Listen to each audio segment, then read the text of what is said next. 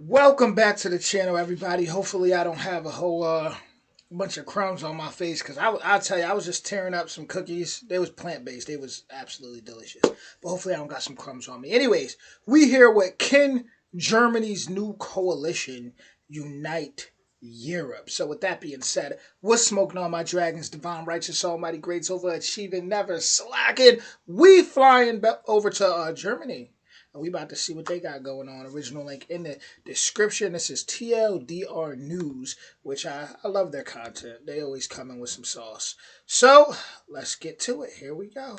Last week, Germany's centre-right CDU-CSU and centre-left SPD parties struck a coalition deal, publishing their agreement entitled Responsibility for Germany. This was the culmination of rapid coalition talks, taking just 45 days, where German coalition talks usually take months, made especially urgent due to the US's pro-Russia pivot and Trump's tariffs on the EU. But while it got a lukewarm reception in Germany, the coalition deal was praised internationally. The Economist called it blandly reassuring, while France's Le Monde newspaper called it a clever composition combining the priorities and demands of each party. So in this video, we'll take a look at Germany's new Grand Coalition deal, some of its policies, and whether it can unite Europe.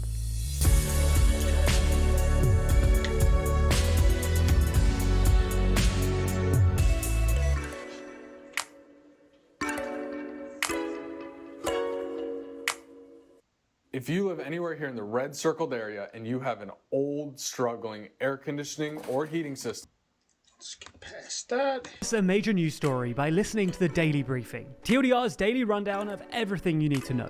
Listen along in your favourite podcast app or by clicking the link in the description. So before we get into it, let's recap the 2025 federal election.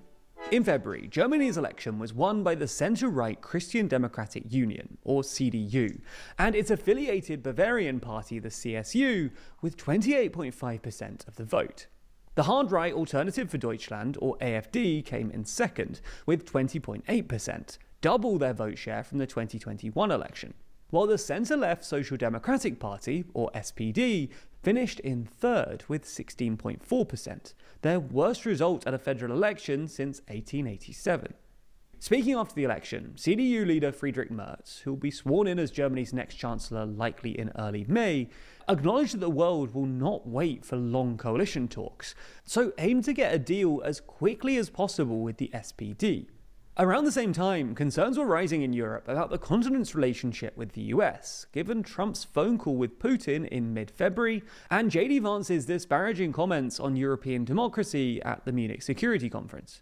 Indeed, just a week after the German election, the US is... Hold on, I want to see what Vance said real quick. He's been saying a lot, huh? For years, we have been told everything we fund and support is in the name of our shared democratic values. Everything from our Ukraine policy to digital censorship is billed as a defense of democracy. But when we see European courts canceling elections and senior officials threatening to cancel others, we ought to ask ourselves if we are holding ourselves to an appropriately high standard. That was from Vice President J.D. Vance on February 14th, 2025. Security Conference. Indeed, just a week after the German election, the US suspended all military aid to Ukraine, which it's since resumed. Then, last week, just 45 days after the election, the CDU-CSU and SPD announced that they'd struck a deal, forming a centrist coalition known in German politics as a Grand Coalition. Now, Germany has had several CDU-SPD coalitions before, notably under its longtime Chancellor Angela Merkel, and it was actually Merz's preferred arrangement because two-party coalitions are generally viewed as more stable than three-party ones, and because despite the AfD beating the SPD into second place at the election, the SPD's pro-European centre-left programme was deemed more workable than the AfD's anti-EU, Russia-friendly one. Anyway, on the 9th of April, Germany's new government published its coalition agreement and also announced which ministries each party would control, with the CDU taking the chancellorship plus 6 ministries, the CSU taking 3, and the SPD taking 7. But before we look at the details, we should quickly cover the reaction within Germany, where the deal wasn't especially well received. The co-leader of Germany's leftist populist Die Linke party argued that it ignores problems like high rents, soaring prices, social fracture, and the destruction of the planet, calling the new agreement a coalition of ignorance and hopelessness, while the AfD claimed that the CDU had lied to voters and that their new agreement bears the hallmarks of the election loser, the SPD. Even the CDU's Young Conservatives in Cologne wrote to Merz, complaining that the agreement was too left-wing, with Merz having given certain concessions to the SPD, such as amending Germany's fiscal rules to allow for more government spending, and reneging on a pledge to reject asylum seekers at the border. There's a flashlight out there that's so powerful, it's like having a lightsaber you can carry in your pocket.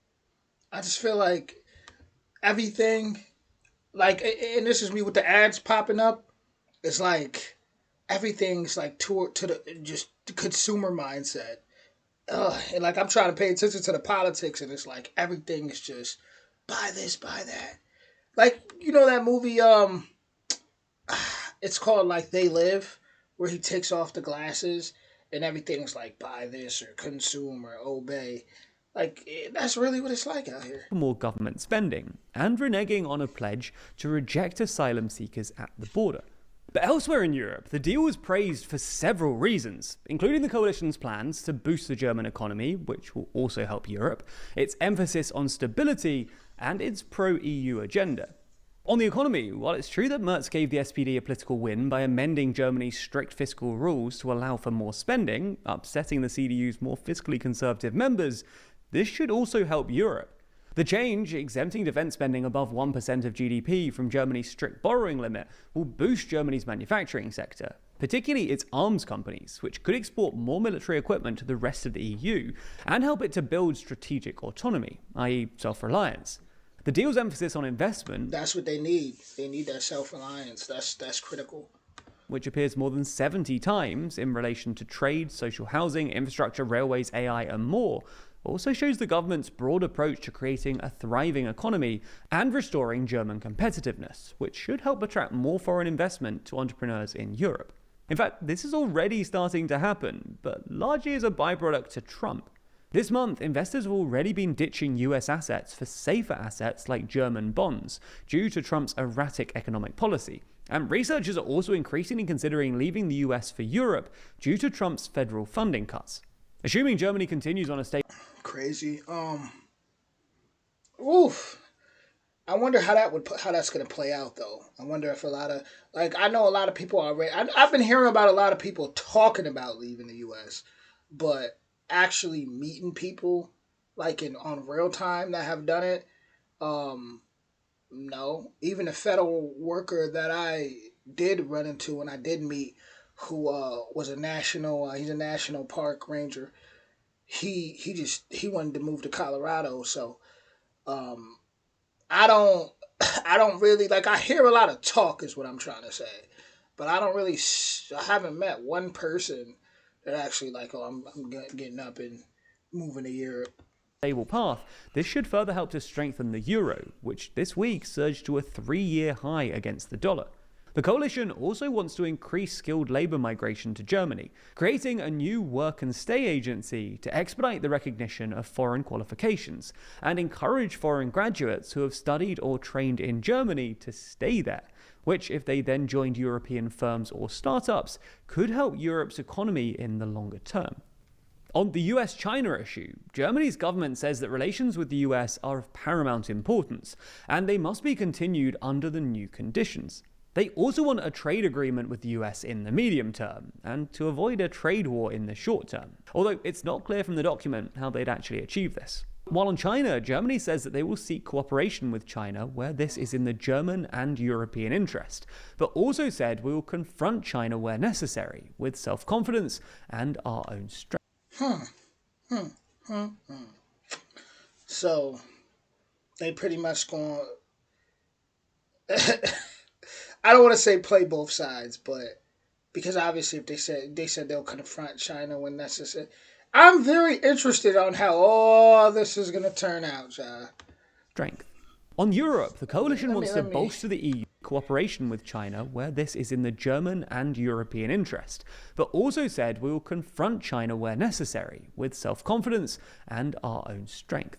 On Europe, the coalition wants to bolster the EU by strengthening the European internal market, improving Europe's maritime industry through German shipbuilding, strengthening European financial services and markets through uniform financial regulation, reducing EU bureaucracy, and pushing for a, quote, genuine European security union. They also want more qualified majority decisions in the EU Council, which would prevent disruptive member states like Orban's Hungary from blocking votes that require unanimity. And they also support the so-called E3 group, the UK, France and Germany, for foreign policy coordination. Aside from that, Germany's new government also has some funkier plans for Europe too, such as the boosting of the European Space Agency and ultimately getting a German astronaut to the moon. But what's up with everybody going to space recently? Supposedly, those celebrities went to space. Was it like Jeff Bezos' wife or a couple people? Like, that's what's going on. What's going on? It's been bizarre. It's been bizarre out here. It has. Whether Germany can successfully unite Europe depends both on how other EU leaders and the German population respond to Merz. His alignment with Macron on European financial, defence and security issues puts him in a strong position here, but proving to Germans that being part of a strong, united EU is actually a good thing is a slightly different challenge. The coalition parties state ambitiously in their agreement, "We will prove that three parties of the democratic centre can shape the country together successfully." However, Merz is already grappling with the AfD's continued rise, with an Ipsos Institute poll last week showing that the far-right AfD are ahead of the CDU for the first time. Hello, I'm Bob Kitchen. I'm the IRC's Vice President. I feel like a strong EU would definitely be a beautiful thing, but I don't know. I can honestly sit here and say I don't know, guys. Like, like I don't. It's one thing one week, and then the next week it's something else done popped off. Things be sounding good, and then it's like that. That tornado that took Dorothy to the land of Oz keeps coming through, and just it's like our realities just keep getting shifted. Every week it's something. So we'll see. Institute poll last week showing that the far-right AfD are ahead of the CDU for the first time.